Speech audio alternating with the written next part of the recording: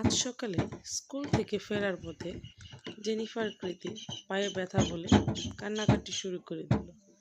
যেহেতু বাড়ি থেকে স্কুলের পথ বেশ খানিকটা দূর, সেক্ষেত্রে আসার সময় ওদের পা ব্যথা করতেছিল। যেহেতু সপ্তাহে আজকে শেষ দিন, আগামীকাল কোনো স্কুল নেই, সেক্ষেত্রে আসার পথে ওদেরকে নিয়ে ঘুরিয়ে ফিরিয়ে বাড়ি ফেরার চিন্তা ভাবনা ছিল। যেমন চিন্তা তেমন কাজ। তো সামনে আসার পর একটা দোকান দেখতে পেলাম। দোকান থেকে ওদের জন্য চকলেট কিনলাম, কিন্তু চকলেটটা ওরা দাঁড়িয়ে দাঁড়িয়ে খেতে চাইছে না, কোথাও বসতে চাইছে, পানি খেতে চাইছে। একটু সামনে হাঁটার পর দেখি একটা রিক্সাতে কোনো ড্রাইভার ছিল না। ড্রাইভার মেবি নাস্তা খেতে বাড়ি গিয়েছিল। তো সেই সুযোগে আমরা রিক্সার উপরে অনেকটা সময় কাটালাম।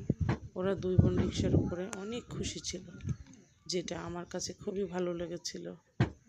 আর চারিদিকটা ছিল এত সুন্দর একটা পরিবেশ, এত সুন্দর পরিবেশে ওদের মনে হয় আরও বেশি ভালো লাগছিল।